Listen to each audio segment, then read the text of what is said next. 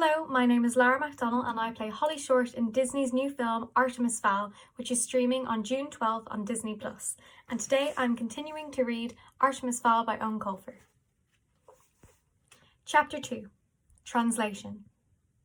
By now you must have guessed just how far Artemis Fowl was prepared to go in order to achieve his goal. But what exactly was this goal? What outlandish scheme would involve the blackmailing of an alcohol-addicted sprite? The answer was gold. Artemis's search had begun 2 years previously when he first became interested in surfing the internet. He quickly found the more arcane sites, alien abduction, UFO sightings, and the supernatural. But most specifically, the existence of the people. Trawling through gigabytes of data, he found hundreds of references to fairies from nearly every country in the world. Each civilization had its own term for the people, but they were undoubtedly members of the same hidden family. Several stories mentioned a book carried by each fairy. It was their Bible containing, as it allegedly did, the history of their race and the commandments that governed their extended lives. Of course, this book was written in Gnomish, the fairy language, and would be of no use to any human. Artemis believed that with today's technology, the book could be translated. And with this translation, you could begin to exploit a whole new group of creatures. Know thine enemy was Artemis's motto. So he immersed himself in the lore of the people until he had compiled a huge database on their characteristics. But it wasn't enough. So Artemis put out a call on the web. Irish businessman will pay large amount of US dollars to meet a fairy, sprite, leprechaun, pixie. The responses had mostly been fraudulent, but Ho Chi Minh City had finally paid off. Artemis was perhaps the only person alive who could take full advantage of his recent acquisition. He still retained a childlike belief in magic, tempered by an adult's determination to exploit it. If there was anybody capable of relieving the fairies of some of their magical gold, it was Artemis Fowl II. It was early morning before they reached Fowl Manor. Artemis was anxious to bring up the file on his computer, but first he decided to call in on Mother. Angeline Fowl was bedridden. She had been since her husband's disappearance. Nervous tension, the physician said. Nothing for it but rest and sleeping pills. That was almost a year ago. Butler's little sister, Juliet, was sitting at the foot of the stairs. Her gaze was boring a hole in the wall. Even the glitter mascara couldn't soften her expression. Artemis had seen that look already, just before Juliet had suplexed a particularly impudent pizza boy. The suplex, Artemis gathered, was a wrestling move, an unusual obsession for a teenage girl. But then again, she was, after all, a butler. Problems, Juliet? Juliet straightened hurriedly. My own fault, Artemis. Apparently I left a gap in the curtains. Mrs. Fowl couldn't sleep.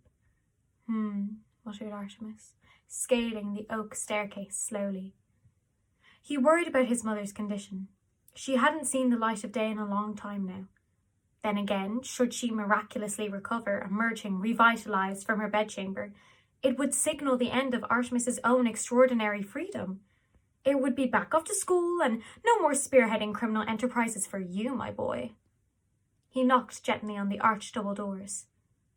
Mother? Are you awake? Something smashed against the other side of the door. It sounded expensive. Of course I'm awake. How can I sleep in this blinding glare? Artemis ventured inside.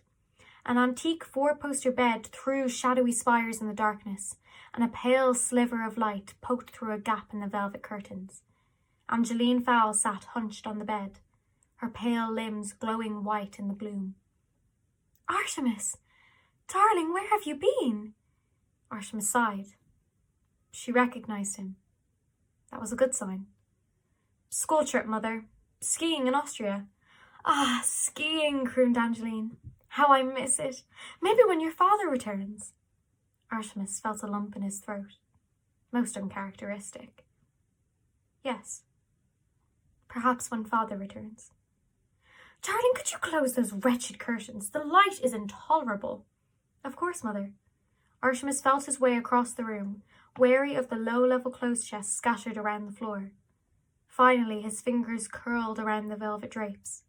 For a moment, he was tempted to throw them wide open. Then he sighed and closed the gap. Thank you, darling. By the way, we really have to get rid of that maid. She is good for absolutely nothing. Artemis held his tongue. Juliet had been a hard-working and loyal member of the Fowl household for the past 3 years. Time to use Mother's absent-mindedness to his advantage. You're right, of course, Mother. I've been meaning to do it for some time. Butler has a sister I believe would be perfect for the position. I think I've mentioned her. Juliet? Angeline frowned. Juliet? Yes, that name does seem familiar. Well, anyone would be better than that silly girl we have now. When can she start? Straight away. I'll have Butler fetch her from the lodge. You're a good boy, Artemis. Now give Mummy a hug. Artemis stepped into the shadowy folds of his mother's robe. She smelled perfumed, like petals in water, but her arms were cold and weak. Oh, darling, she whispered, and the sound sent goosebumps popping down Artemis's neck. I hear things. At night, they crawl along the pillows and into my ears. Artemis felt that lump in his throat again. Perhaps we should open the curtains, Mother. No, his mother sobbed, releasing him from her grasp. No, because then I could see them too. Mother, please. But it was no use. Angeline was gone. She crawled to the far corner of the bed, pulling the quilt under her chin. Send the new girl. Yes, Mother. Send her with cucumber slices and water. Yes, Mother. Angeline glared at him with crafty eyes. And stop calling me Mother. I don't know who you are, but you're certainly not my little Artie. Artemis blinked back a few rebellious tears. Of course. Sorry, Sorry. Don't come back here again, or I'll have my husband take care of you. He's a very important man, you know. Very well, Mrs. Fowl. This is the last you'll see of me. It had better be. Angeline froze suddenly. Do you hear them? Artemis shook his head. No, I don't hear any. They're coming for me. They're everywhere. Angeline dived for cover beneath the bedclothes. Artemis could still hear her terrified sobs as he descended the marble staircase. The book was proving far more stubborn than Artemis had anticipated. It seemed to be almost actively resisting him. No matter which program he ran it through, the computer came up blank. Artemis hard-copied every page, tacking them to the walls of his study. Sometimes it helped to have things on paper. The script was like nothing he'd seen before, and yet it was strangely familiar. Obviously a mixture of symbolic and character-based language, the text meandered around the page in no apparent order. What the program needed was some frame of reference, some central point on which to build. He separated all the characters and ran comparisons with English, Chinese, Greek, Arabic, and with Cyrillic texts, even with Ogham. Nothing. Moody with frustration, Artemis sent Juliet scurrying when she interrupted with sandwiches, and moved on to symbols. The most frequently recurring pictogram was a small male figure. Male, he presumed, though with the limited knowledge of the fairy anatomy, he supposed it could be female. A thought struck him. Artemis opened the ancient languages file on his power translator and selected Egyptian. At last. A hit! The male symbol was remarkably similar to the Anubis god representation on Tutankhamun's inner chamber hieroglyphics. This was consistent with his other findings. The first written human stories were about fairies, suggesting that their civilization predated man's own.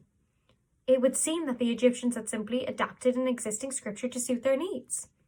There were other resemblances, but the characters were just dissimilar enough to slip through the computer's net. This would have to be done manually. Each gnomish figure had to be enlarged, printed, and then compared with the hieroglyphs. Artemis felt the excitement of success thumping inside his ribcage. Almost every fairy pictogram or letter had an Egyptian counterpart. Most were universal, such as the sun or birds, but some seemed exclusively supernatural and had to be tailored to fit. The Anubis figure, for example, would make no sense as a dog god, so Artemis altered it to read King of the Fairies. By midnight, Artemis had successfully fed his findings into the Macintosh. All he had to do now was press decode. He did so. what emerged was a long, intricate string of meaningless gibberish. A normal child would have abandoned the task long ago. The average adult would probably have been reduced to slapping the keyboard, but not Artemis. This book was testing him, and he would not allow it to win. The letters were right, he was certain of it. It was just the order that was wrong. Rubbing the sleep from his eyes, Artemis glared at the pages again. Each segment was bordered by a solid line. This could represent paragraphs or chapters, but they were not meant to be read in the usual left-to-right, top-to-bottom fashion. Artemis experimented. He tried the Arabic right-to-left and the Chinese columns. Nothing worked. Then he noticed that each page had one thing in common: a central section. The other pictograms were arranged around this pivotal area. So, a central starting point, perhaps. But where to go from there? Artemis scanned the pages for some other common factor. After several minutes, he found it. There was on each page a tiny spearhead in the corner of one section. Could this be an arrow? A direction? Go this way? So the theory would be, start in the middle, then follow the arrow. Reading in spirals. The computer program wasn't built to handle something like this, so Artemis had to improvise. With a craft knife and ruler, he dissected the first page of the book and reassembled it into the traditional Western languages order, left to right, parallel rows. Then he rescanned the page and fed it through the modified Egyptian translator. The computer hummed and whirred, converting all the information to binary. Several times it stopped to ask for confirmation of a character or symbol. This happened less and less as the machine learned the new language. Eventually, 2 words flashed on the screen. File converted. Fingers shaking from exhaustion and excitement, Artemis clicked print. A single page rolled from the laser writer. It was in English now. Yes, there were mistakes, some fine-tuning needed, but it was perfectly legible, and more important, perfectly understandable. Fully aware that he was probably the first human in several thousand years to decode the magical words, Artemis switched on his desk light and began to read. The Book of the People, being instructions to our magics and life rules. Carry me always, carry me well. I am thy teacher of herb and spell. I am thy link to power arcane. Forget me, and thy magic shall wane. 10 times 10 commandments there be, they will answer every mystery. Curses, curses, alchemy, these secrets shall be thine through me. But fairy, remember this above all: I am not for those in mud that crawl, and forever doomed shall be the one who betrays my secrets one by one. Artemis could hear the blood pumping in his ears. He had them. They would be as ants beneath his feet. Their every secret would be laid bare by technology. Suddenly the exhaustion claimed him and he sank back in his chair. There was so much yet to complete, 43 pages to be translated for a start. He pressed the intercom button that linked him to speakers all over the house. Butler, get Juliet and come up here. There are some jigsaws I need you to assemble. Perhaps a little family history would be useful at this point. The Fowles were indeed legendary criminals. For generations, they had skirmished on the wrong side of the law, hoarding enough funds to become legitimate. Of course, once they were legitimate, they found it not to their liking and returned almost immediately to crime. It was Artemis I, our subject's father, who had thrown the family fortune into jeopardy. With the breakup of communist Russia, Artemis Sr. had decided to invest a huge chunk of the Fowl fortune into establishing new shipping lines to the vast continent. New consumers, he reasoned, would need new consumer goods. The Russian mafia did not take too kindly to a Westerner muscling in on their market, and so decided to send a little message. This message took the form of a stolen missile launched at the Fowl Star on her way past Murmansk. Artemis Sr. was on board the ship, along with Butler's uncle and 250,000 cans of cola. It was quite an explosion. The Fowls were not left destitute, far from it, but billionaire status was no longer theirs. Artemis II vowed to remedy this. He would restore the family fortune. And he would do it in his own unique fashion. Once the book was translated, Artemis could begin planning in earnest. He already knew what the ultimate goal was. Now he could figure out how to achieve it. Gold, of course, was the objective. The acquisition of gold. It seemed that the people were almost as fond of the precious metal as humans. Each fairy had its own cache, but not for much longer if Artemis had his way. There would be at least one of the fairy folk wandering around with empty pockets by the time he'd finished. After 18 solid hours of sleep and a light continental breakfast, Artemis climbed to the study that he had inherited from his father. It was a traditional enough room, dark oaken floor-to-ceiling shelving, but Artemis had jammed it with the latest computer technology, a series of networked Apple Macs whirred from various corners of the room. One was running CNN's website through a DATS projector, throwing oversized current affair images against the back wall. Butler was there already, firing up the hard drives. "Shut them all down, except the book. I need quiet for this." The manservant started. The CNN site had been running for almost a year. Artemis was convinced that news of his father's rescue would come from there. Shutting it down meant that he was finally letting go. All of them? Artemis glanced at the back wall for a moment. "Yes," he said finally. "All of them."